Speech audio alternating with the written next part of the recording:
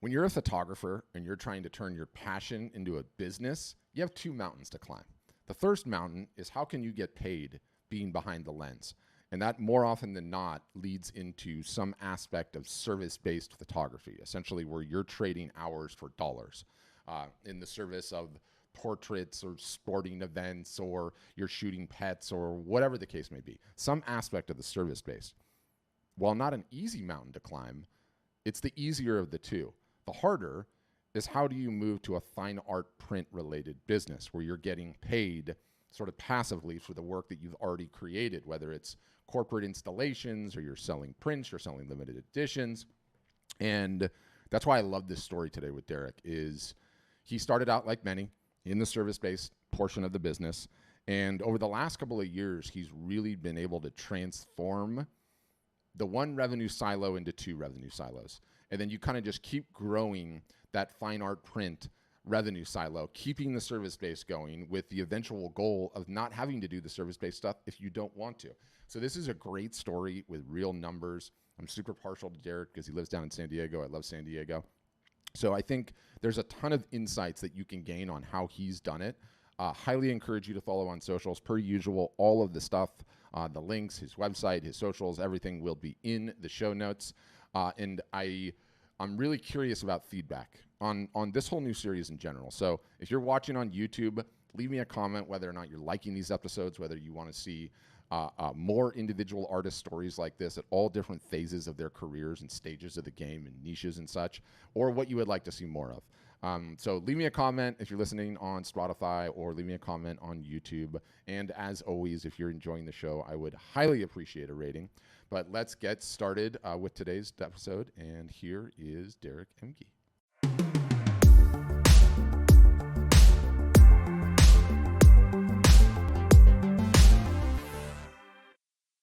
Hey guys, Patrick from Art Storefronts back with another customer interview, and I'm fired up about this one because I have the multi-talented San Diego native, Derek Emge. Did I pronounce that right? Emge? Yes, you do. Well, I go by Emge, but I'll answer to anything. Okay, Emge. And what would you classify yourself as? A surf photographer, technically, or an ocean photographer? Yeah, I struggle with that. I kind of, when I started this, I thought everybody had to have a niche and be able to identify themselves. I guess I would say coastal photographer, coastal influenced photographer, but I do a lot of surf photography and some sports photography as well. So that's sort of the non-marketed side here, but it's an important part of what I do. Yeah, it's all about the what is my brand, what is my niche, when I like to shoot a bunch of different things, which is not easy. Now, during the course of preparing for this thing, I found a video on your Instagram that I just want to show because I think it's hilarious. And then I want to ask you about this pivot from your previous career to your current. So this is the one that I found.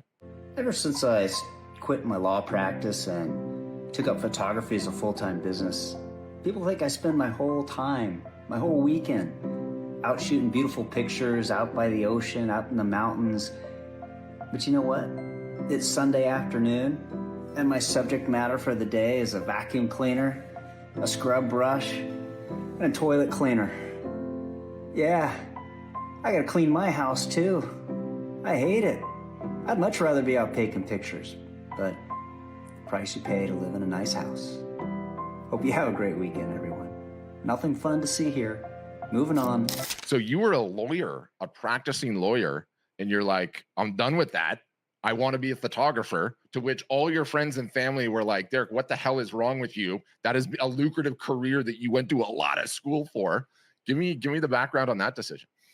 Yeah, well, actually, I would back up another step and say I was a photographer first, not professionally. I got my first camera when I was in 7th grade, and all my friends growing up knew I was the guy with the camera. So wherever we went or whatever nutty stuff we did, I was the one taking pictures of our pranks that we did in high school. I love the thought of that. Trips, whatever. Yeah. Now I was the guy with the camera, and I loved it. I took photography classes in college, darkroom days. Remember those days where you print on a film, actual film. But anyway, I never considered it as a potential career. It was just something I loved to do. And when I got married, my wife and I both went to law school together, and we started practicing. That was 35 years ago or something. So I did my stint for 3 decades in the law, had a phenomenal practice, did really well enough that we could retire. And so as soon as we retired from the practice of law, we were actually down at a local gallery / frame shop getting a picture framed, and they had a show coming up, and the owner loved the picture we were framing, and she said, "Hey, do you want to be in our exhibit?" And I thought, why not? I threw one up on the wall. I sold a few pieces at that first exhibit, and then I thought, okay, I'm going to do this, and that's how I began. Wow. And how did you find Art Storefronts originally, out of curiosity? Yeah, so I started out kind of floundering. I did a ton of Facebook ads, and I was Didn't on work. Saatchi Art. That was a failure, but I was doing well in the galleries, and I was in a gallery in Laguna Beach up by you, and I was in a gallery down here in Coronado. I'm in Coronado, California, by the way. And I was spending a lot of money just on ads, trying to expand out. And then somebody, I think, reached out to me from Art Storefronts, or I clicked on, it must have been that. I must have clicked on a promo ad and thought, well, maybe this one looks pretty good. Super interesting. What I love is, we have this private internal Facebook group, and, people will put posts on there occasionally. And I saw one of yours. Okay. And I'm obviously a huge tech nerd, right? And AI is everywhere. So like AI is such a contentious topic, right? Like, and some people get really fired up on it in one way or another. But I took a photo of you. Okay. This is just because you've never seen this, you're going to laugh. I took a photo of you, turned it into a Pixar character. Okay. I voiced your comment, switched the voice, and then made a video. So I want to show this to you, but it's not an AI gimmick. Really, what I want to talk about on this is that you talked about the progression of your business, right? And a lot of times early on, those numbers are not sexy. And your numbers, we'll just play it, and then I can't wait to see what you think about this, because I think it's hilarious. I've been with Art Storefronts now for 2.5 years, and I'm happy to say that my sales have increased nicely each year.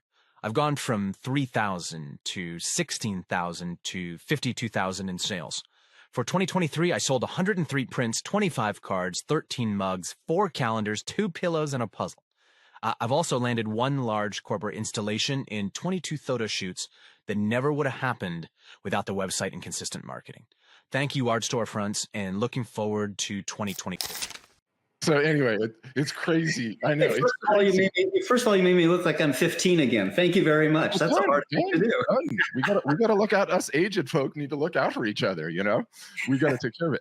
But I loved that progression, and you honestly sharing those numbers, because that's what it looks like in the real world when a business is growing, right?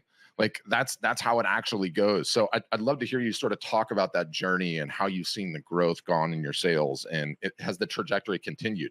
Yeah, I posted that on the member portal or the Facebook page, just because I had seen so many people getting frustrated by the process and and I've only been in this for 2.5 years with you guys. So I'm a neophyte. I'm nowhere near where I want to be, but and it's a constant struggle. But I got a lot of negative vibes from the group. Totally. A lot of frustration, I should say, frustration. For sure.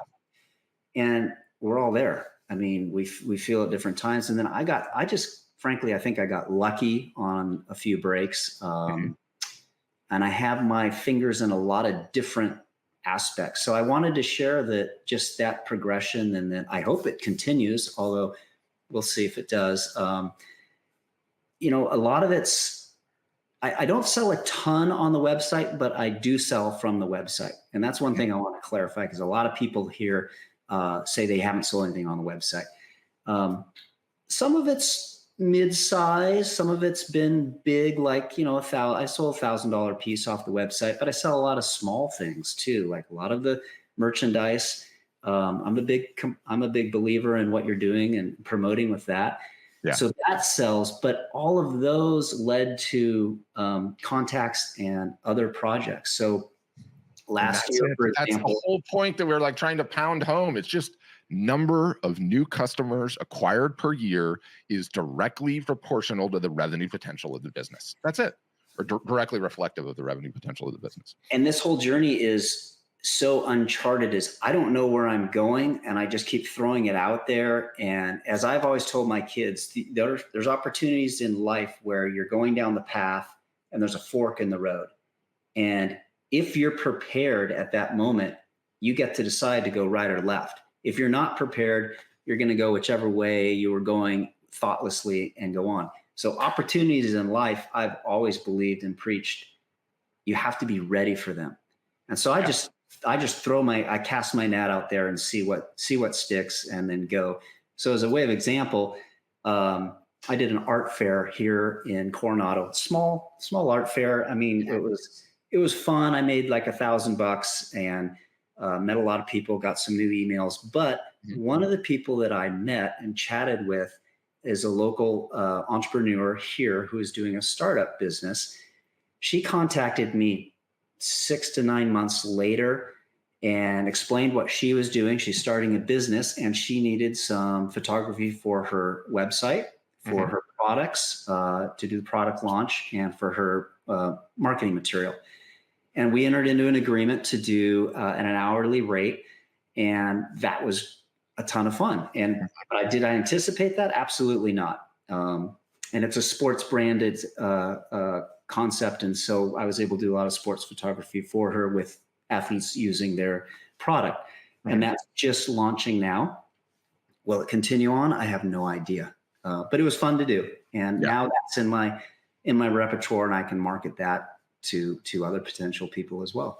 100% social proof, right? And like, what was the ROI of that show? It wasn't the $1,000 that you sold. It was the secondary deal, right? And you mentioned luck. There's this kind of like guru startup investor guy named Naval Ravikant. He's amazing. But anyway, he always talks about luck, right? And everyone hears the word luck and thinks dumb luck, right?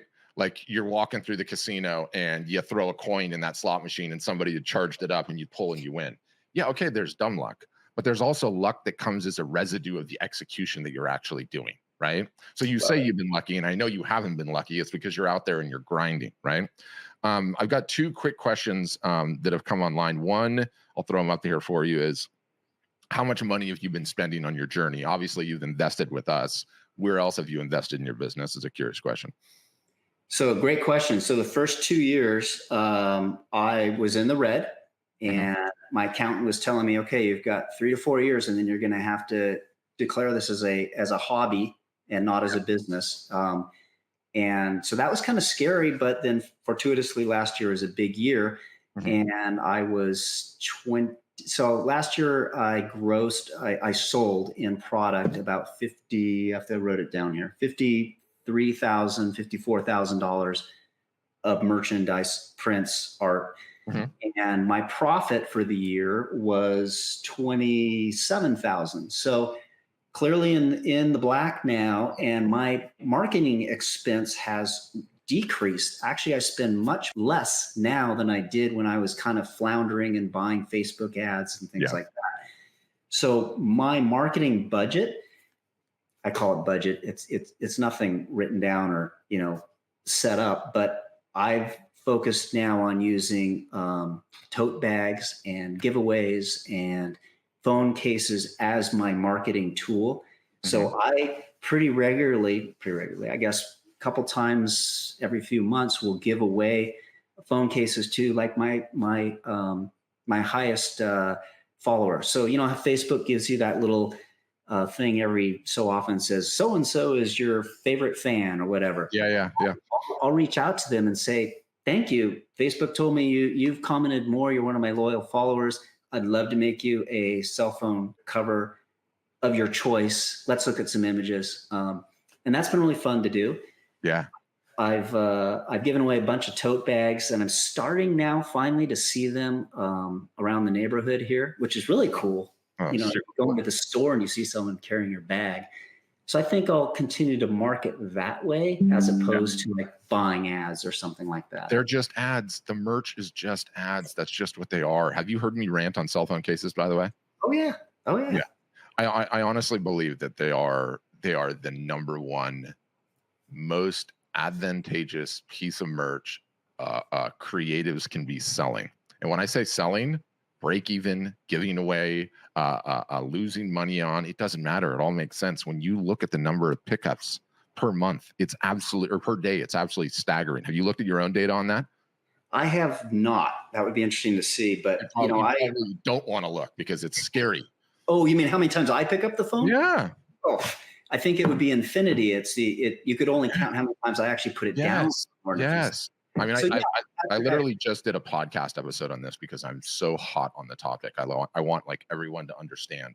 I am just not sure that there is another piece of anything that you could sell that will have that many eyeballs per day on your art. No one looks at your art that much. You don't look at your art that much. 150 times a day, like insanity. Absolutely. Yeah. Patrick, I heard you when this was now maybe 2-3 months ago when you started this, and it sort of built with a little bit of momentum. And I was listening to that thinking, okay, this resonates. This makes sense. And then Mary came on, and Mary said, oh, I put my phone down in the restaurants that I go to. Mm-hmm. Bingo, right? So bingo. I have multiple ones. So I live in Coronado. Coronado Bridge is a mainstay here. And this is my cell phone cover this week. I have several of them. Depending on where I go, I'll swap these out. I go to a restaurant and I put this face up on the table. Mm-hmm. And especially if you're sitting at the bar for happy hour, I'll get comments on it, maybe 1 out of every 10 times. And that starts a discussion. And then I'll just say, you like it? Hey, let me see your phone. And I'll put them right to my website right there. I set up the gift store like you suggested, and I'll zero it right into there on the cell phone cases. And I haven't made any sales on that, to be honest, but the conversation started. Yeah, the conversation started and you've acquired a customer and, it's now running around. Now, have you been putting any branding on them at all? No. And I need to start. I think you should start. Need to. I need my name. Like, where is it? I need my name right here. Yeah, you do. My logo. I just haven't. And I think like, this is super nascent and it's, we're just sort of extemporaneously figuring out how to best leverage them. But I think not all cell phone case transactions need to be the same. You intelligently have arrived at, I need to advertise my business. A cell phone case, if I pay for it and give it to someone, is just an ad. I think in those capacities, QR code and name, because you're giving it away.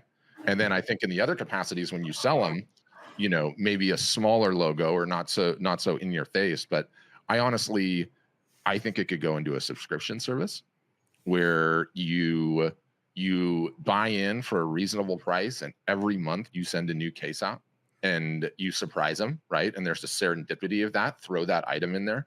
I think when you get a case, why order one? Order a series so you can switch it up, 3 or 4 or 5 different ones, right?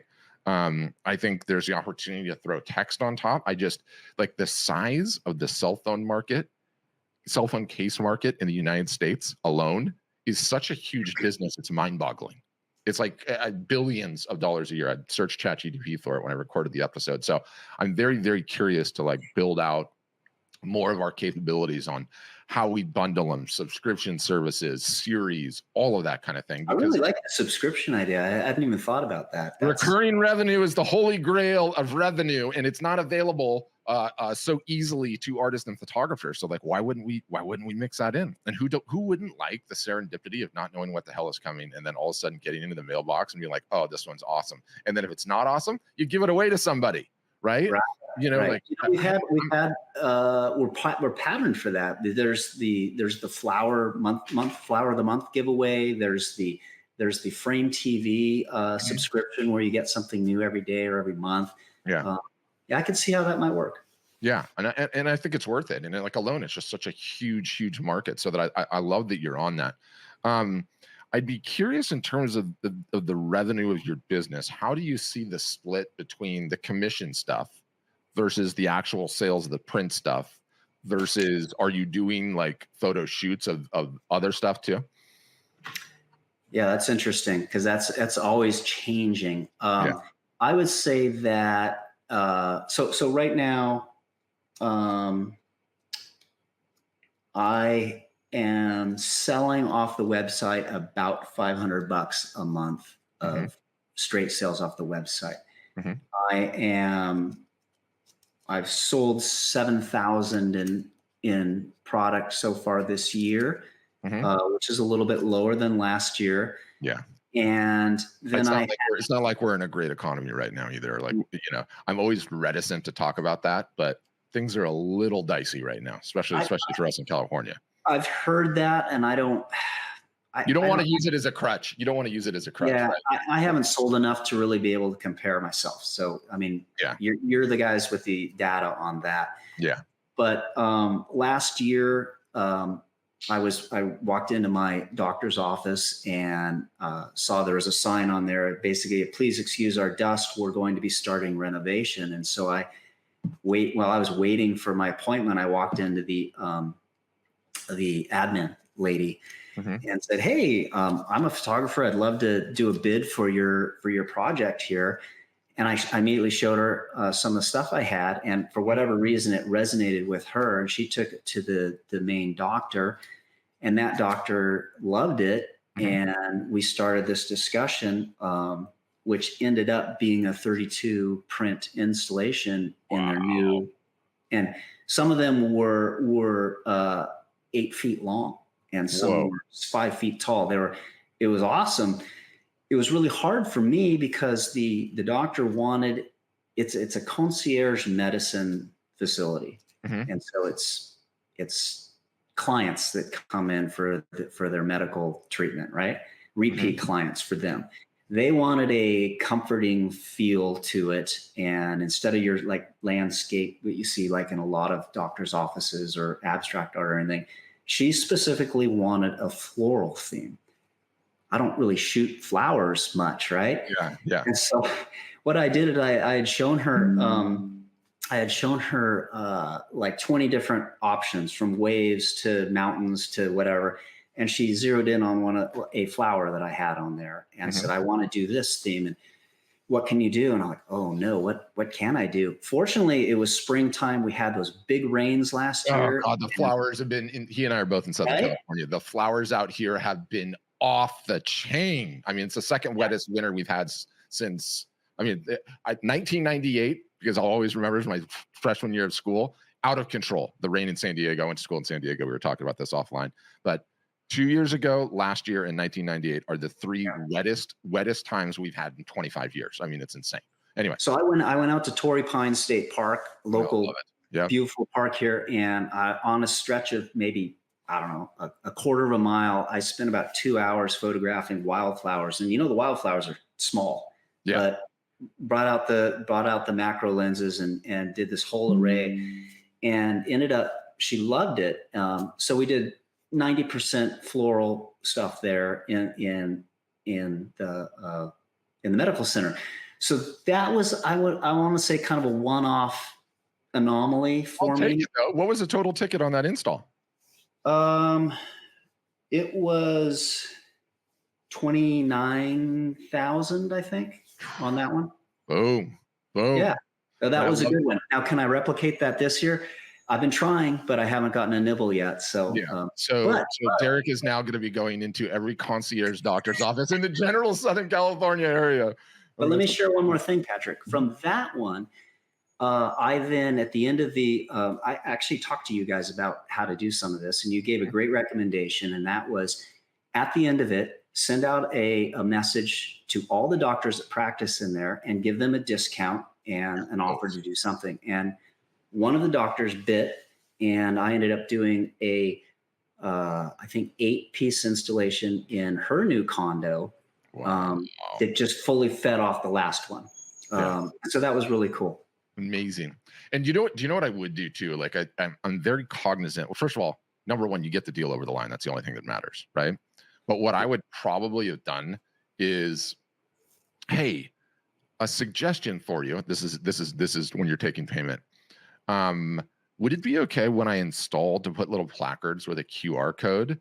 My thought is that, you know, people are sitting in the offices and they're bored. You're walking around, you're waiting, you know, if they have the great photography to look at and they can scan things, you know, I'll have videos behind them that explain the piece, right? And then also be able to purchase the piece and get on your email list. And I think especially in those types of offices where they're waiting rooms, rather than just like walking down a hallway or whatever, I would even probably knock a couple $1,000s off the price. I would pitch them on that idea like I just pitched you, and then shut up and see what they say. And they're like, we'll tell you So what.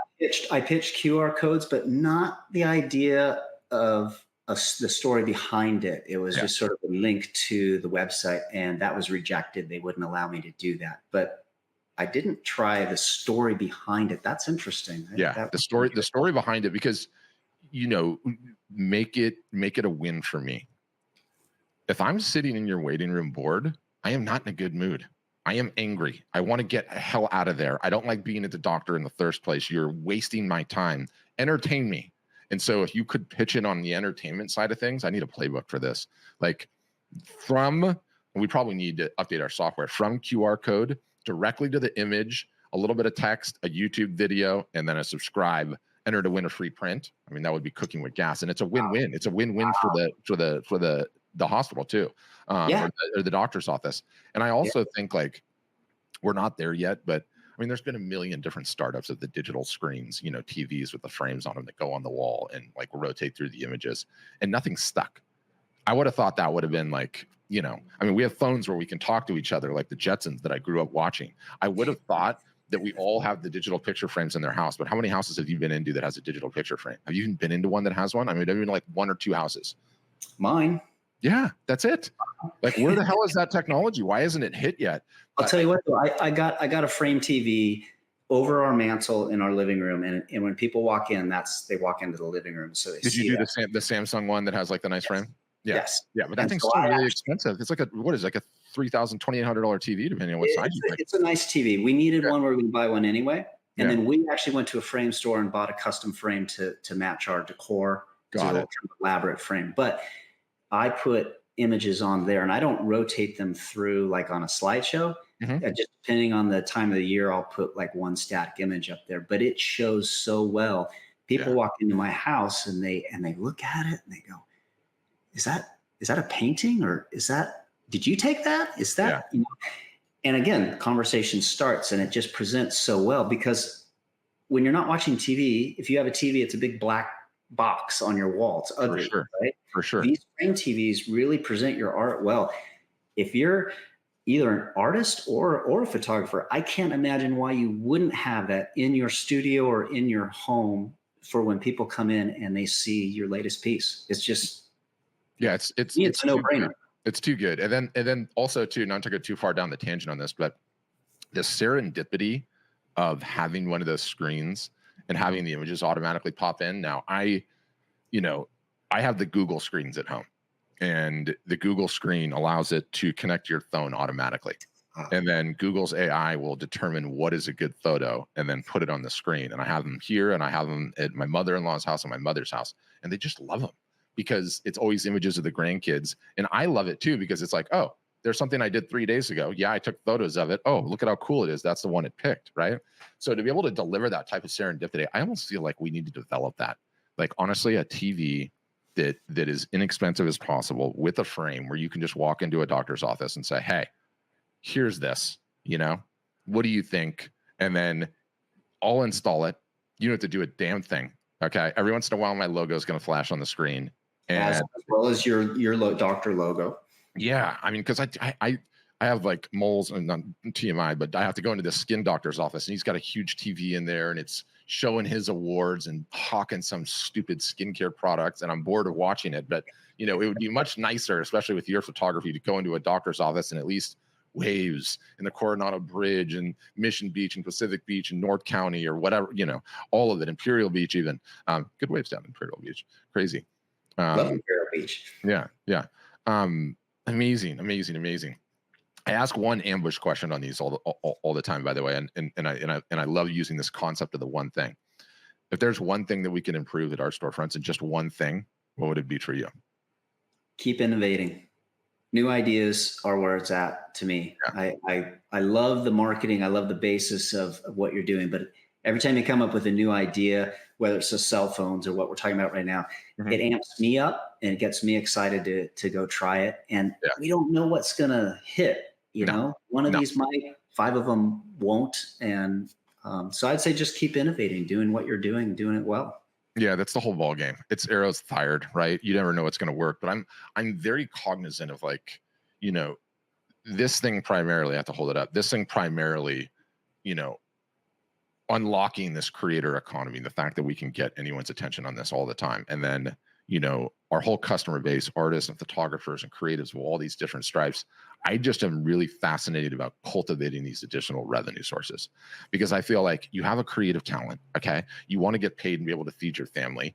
I've never met a revenue source I don't like, as long as it's legal. Like, what else can we do? What else can we expand into? It's why the subscription stuff we were talking about, like, that fascinates the hell out of me. Like, what can we get going on that? Have you done a photo book yet? Are you going to do a photo book? You know, I would love to. And I've seen some of the artists on your platform here that have done that, and they've done it well. Yeah. I think Jonah did a book as well. He looks phenomenal. Yeah. Yeah. I suffer from comparison problems, if that's a word, if that's a thing. Yeah. I look at the other artists on this platform, and I look at the other photographers on this platform, and I'm blown away. I'm just like, oh, my work isn't up to the level of what these other people are doing. Yeah. And it may just be they have one image that's awesome. I don't know how deep it goes, but so I get a little bit of a fear of, like, who am I to put out a book? But I've absolutely thought about it a ton of times. And I have some really good advice for you on that. Get over it. Okay. Get over it and put one out. Like, you know, I'm extremely cognizant of the fact that you don't realize how impactful a book is on a consumer until you have one. Okay. And customers send me theirs, right? And my wife has Jonah's, like, behind where she works on this little stand, and she doesn't know Jonah. She's never been to 30A. It's not like a, you know, Al's Beach and all that. That's not a special place for her, but she now wants one of his pieces because that damn book has worked on her, and every once in a while she'll look at it. So my belief is that it works both ways. The book is so powerful. You have the original on the wall that you spent the big money on, or the limited edition in your case. Then the book is on the coffee table. You've got the twofer. The print drives the desire for the coffee table book. And then when you have the coffee table book, it drives the desire for the print or more prints. So I think it's mega, mega powerful. And I also think, you know, you and I are Southern California natives. Do you remember like in the 90s, how big locales were? And these were what locales were. I'm not sure how huge they were in San Diego, but they were little stickers on the back of your car that was, like, essentially repping your neighborhood, right? Like, where I am, there was Laguna Beach, there was Corona del Mar, there was Bell Island, you know, there was, and it became like a huge thing, you know, like everyone wanted to have those things on their cars. I mean, there were thousands and thousands of them. In your case, books, like, I think you could go macro and you could go micro on the books. You could do a Coronado book. You could do a Mission Beach book. You could do a Pacific Beach book, right? And have those as like this incredible memory of where you are, and then just cold walk into every single solitary shop that has any kind of display going on and say, hey, here's a couple of books. It's all about this town. You can sell them, right? Like, I think that could be an incredible revenue opportunity. Now, you would have to open yourself up to shooting a little bit more of the zeitgeist of the town, right? Like, you know, you would have shoot Coronado Brewing, shoot the hotel, shoot the bridge, shoot the Navy SEALs training, you know, rock everything that's going on in Coronado, or Mission Beach. But that could be kind of fun. You know, I do that somewhat right now. I am in a local store. It's C La Vie is what they call it. It's like a furnishing store, and they are carrying the mugs. They're carrying prints and note cards. Note cards and mugs from your site, and then prints are just my prints from the local producer. So I'm already expanding that out to capture more of the community. I don't want to call them tourist shots, but that's kind of like what it is, right? Yeah. the common known places like the bridge and the hotel. But I like that idea of a book. That's interesting. How big does it have to be? I mean, volume. There's no rules. There's no rules. There's no rules at all. It can be anything, it can be big, it can be small, it can be, short number of pages, it can be a lot. I think you just ship them. You just ship them and give them a shot. Now we're working on getting some proper book providers, some better ones. Bay Photo will do them, but we just haven't unlocked it on the platform yet. I don't know. I got to go follow up on that after the call. But I think we're going to find some other vendors in the next year. But in the meantime, there's so many vendors out there that do it. Like do a limited run and see what happens. Or in your case, pre-sell it. Right. Get a prototype, show it, and say, I'm thinking about making this. I would sell it for $100 for the first 20 that put a deposit down. You get it for 50. Let's go and see what happens, right? Before you even print it or before you even get into it.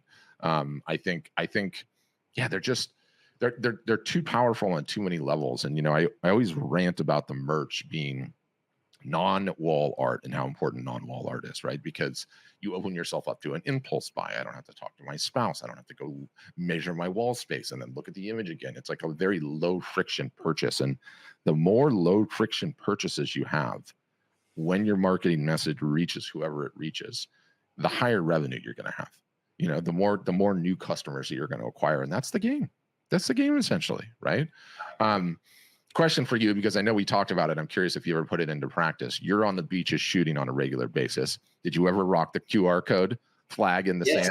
Yes, I did. So we had gotten on, I don't know if you remember this, probably a year ago, I told you that I do a lot of surf photography and how do I connect that to people? That was your idea, plant a flag, put a QR code on it. Yeah. And I was in the process of doing that. And then a company that provides, it's called Swellco, and it provides surf photos to the surfers. And they capture it and they upload them all onto the website by session. So let's say it's Black's Beach, May 17th, 2024, they have the whole catalog there. And so there could be 3 photogs working the beach. Everything goes up there. And then the surfers are just like, Kai, I wonder if there's any shots of me. And then per person. Right. So they have a flag for their company and a QR code. And what that does is that if you get on that QR code, it goes directly into their system. And so you're a subscriber, but it subscribes under my name. And in exchange for providing these, they give me a small stipend. And then their platform is that anybody who wants their photo can give a contribution. And I make a couple $100 every time I go out. It's fun. I love shooting surf. So it's you just make a couple $100 just automatically through that company. That's a hell of a business. Yeah, I usually get enough tips on it. They like the way I edit them. And, it's 2 hours of shooting and maybe 2 hours of editing and boom, a couple $100. Wow, that's awesome. So then I figured out this is working really well, but I'm not capturing their emails. And so that's the problem. Yeah. So I got rid of the banner and people kind of now know who I am.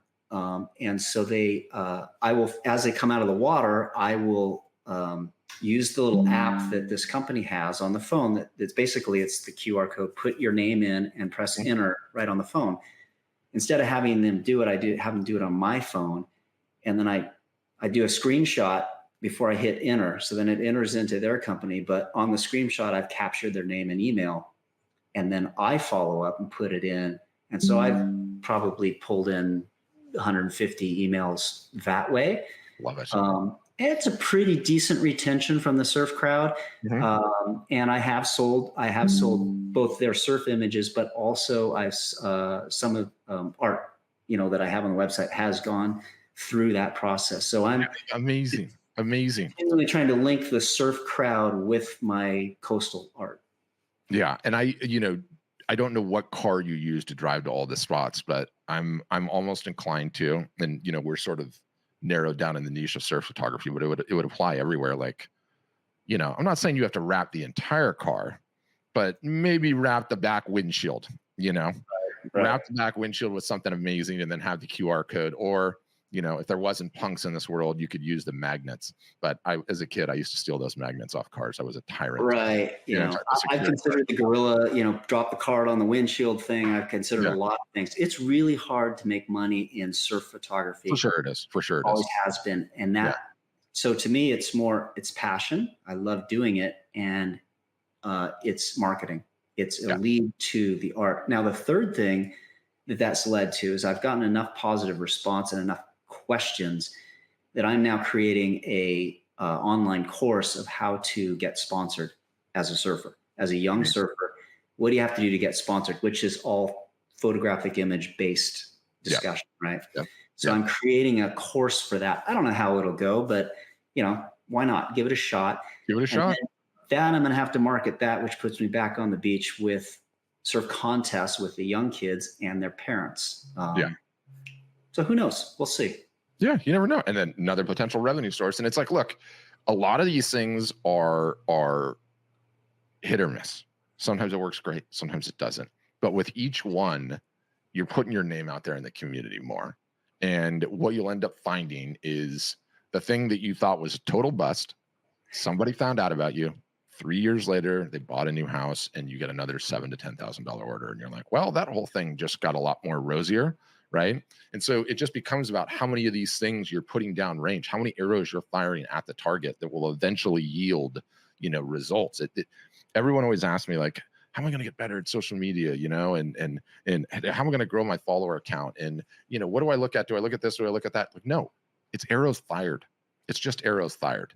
If you just focus on that as the metric, how many times you're posting per week, the score takes care of itself. Because you get a little bit better every time and you learn something every single solitary time, and some things work and some things bomb. And then 5 years you're down the line and you don't have any damn idea, because things are hard to track, what did it. But your forward motion created enough that you're getting the deals, and that's how it goes. I mean, that show is a perfect example. Went to a show, sold $1,000. Okay, maybe the booth was $1,000. You get broke even. But then someone came in and was like, hey, I want to talk to you. And there's the ROI. And, never would have happened if you didn't fire the arrow. And that's in your playbook on doing shows. And I just did a show, 3 weeks ago. And I reviewed the playbook once again. The one thing I didn't do, which I want to try, is a sale in the booth while it's going on. You have to. I failed to set it up in time to do that because I watched the playbook like the day before. But I was especially aware of people looking for something down the line. And I had a really good discussion with somebody who's building out an office space, relatively small. And we started going over options for doing wallpaper, because I've actually done a wallpaper installation based on a photo. It turned out really well. So I showed them that. We got into this big discussion about their space. It hasn't followed up yet. I have their name, they have my name. But then another person came in and saw a piece that I had up that I had from the get-go. So when I was in Laguna Beach in a studio there, I made these acrylic rounds, which there's not, back then it was even 3 years ago, no one was printing on round. And I thought, oh, this is going to crush the market. It's something new. It's vibrant. It looks really rad. And it fell flat. I didn't get a single bite on it. So I had these 2 rounds for 3 years. I brought one and just set it up because it looks cool. And one lady walks in and she ignores everything else. And she's just standing there staring at the round. And her friend's standing at her shoulder and they're, well, do you think round would work or should I stick with rectangle? And that started the discussion. The size I had was the wrong size for her place. She placed an order. We went and printed a new one for her. I took it up this last week. There's a little reel on there of what that round looked like on my Instagram feed. Yeah, let's take a look at it. Show me, because I kind of want to see it myself. How far down do I have to go? Let's see. So scroll. Is it reels? Down. I got a lot. Right there in the middle. It's art hanging week.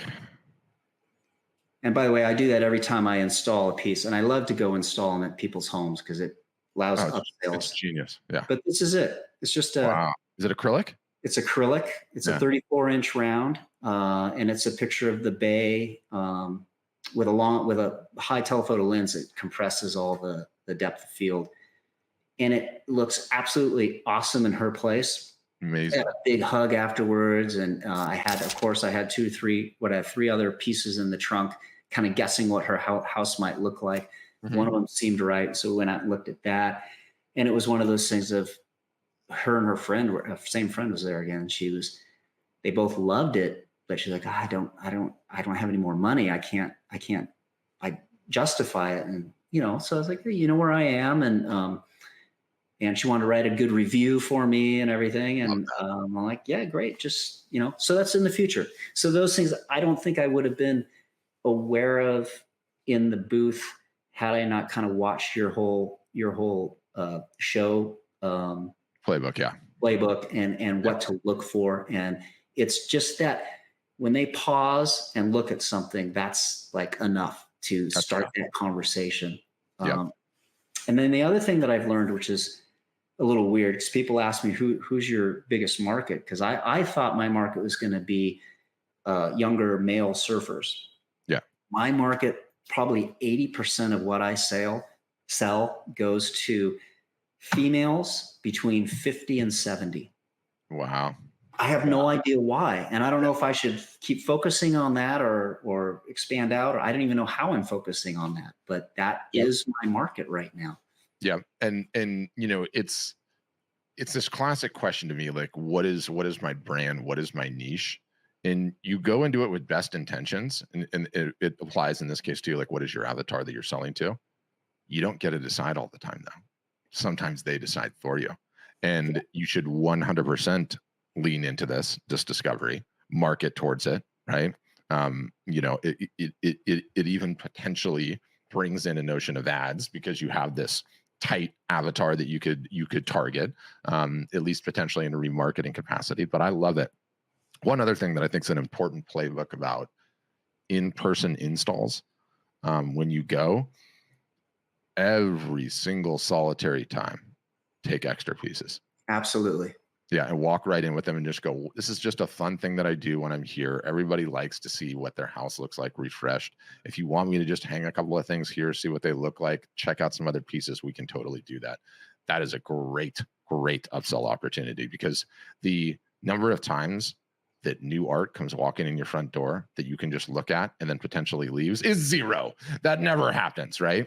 So it's just a genius way to go about it, especially don't say anything and then just roll in with them, Absolutely. So the doctor that bought the 8 pieces after the hospital or the doctor's office install, that's what it was. She had ordered 1 piece, and I walked in with a couple others, and she had all these beautiful blank walls, and we just like, what about this? What about this? What about this? That's and one more hit, and then she's like, I kind of like this theme. Where can we go with it?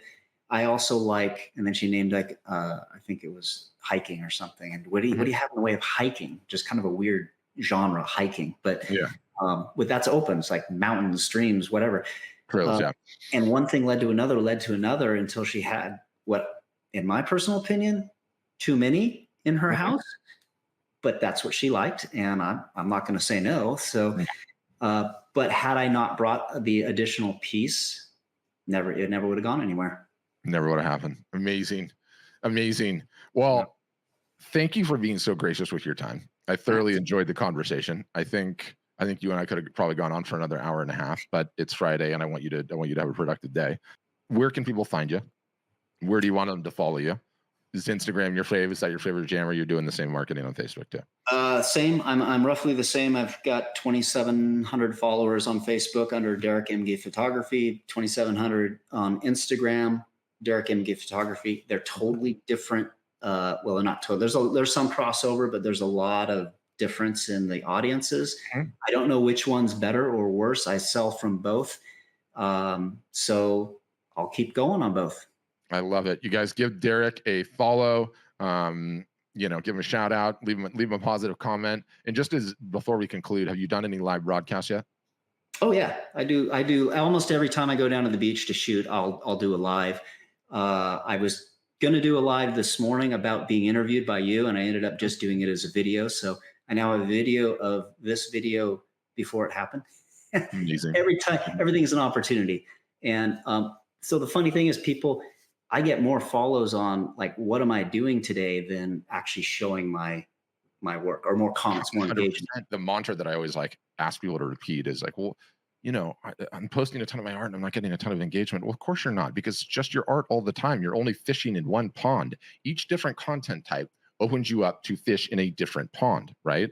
And that reminds me, I got to show you something after this. But the prompt you want to give yourself is, what can I post today that has not a damn thing to do with the fact that I'm a photographer or that I'm an artist? If you just think that way, everyone has interesting things in their life that they're doing, right? That come up, that are a thing.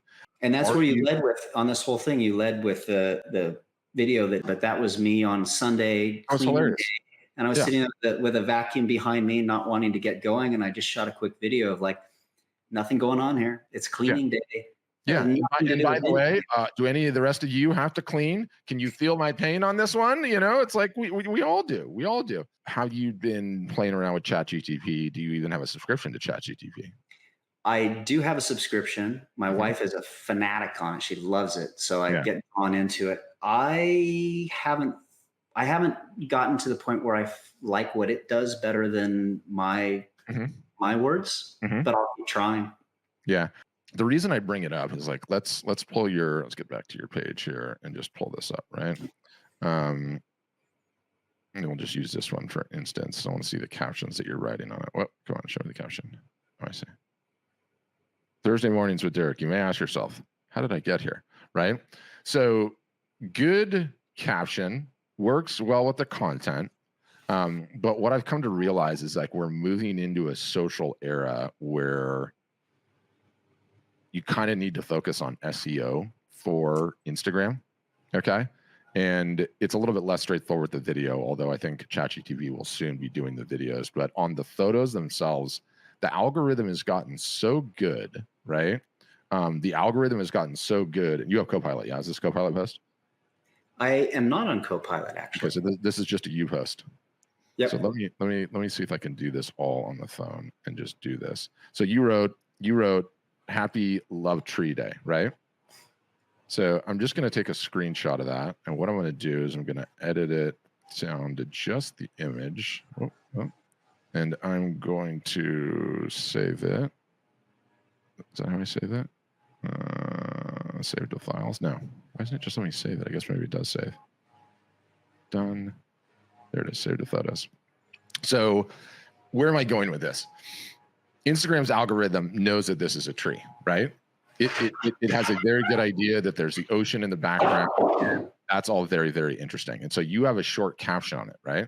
Well, when you ask ChatGPT to give you a little bit more context on the photo, and so I'm going to grab that photo that you just did, and I'm going to go add. I got to pull this up. Please write a detailed description. You're so polite to chat about this tree.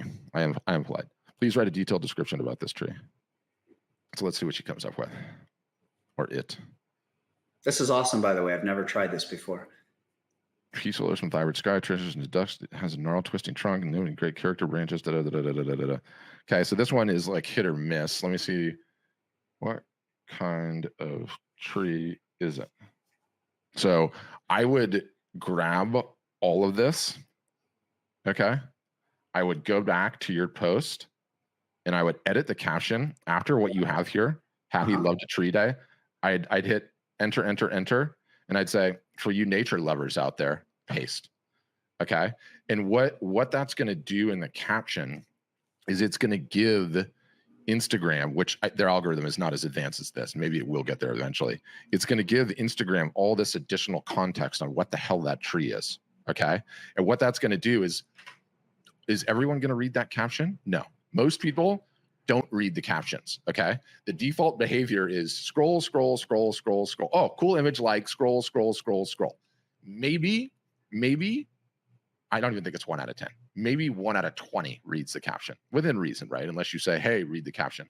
So all you're doing is you're essentially giving that extra textual context to the algorithm to say, by the way, if you know people that love mesquite trees, show it to them. If you know people that love trees on coastal bluffs, show it to them, right? And it doesn't have that automatically. It just knows that it's a tree. And so as quickly as that is to do when you have the subscription, because it allows you to do that image, like it's worth the effort. It's Love worth it. the effort. All That right. is marginally. I'm going to try it and see how it works. Yeah. And 100%, if you don't like the description, like grab the parts that you do or rewrite another line, right? Like totally works. Cooking with gas. Anyway, follow Derek on Instagram, follow him on Facebook. And by the way, he mentioned the guide on shows. If you guys want that, if you're watching and you're watching on Instagram or you're watching on Facebook, all you have to do is leave a comment with the word shows. I will send it to you. And yeah, great interview. Can't wait to see where your career goes. Let's keep cooking. Thanks, man. Love all the work you're doing. Keep it up. The photo books and the picture frames offline.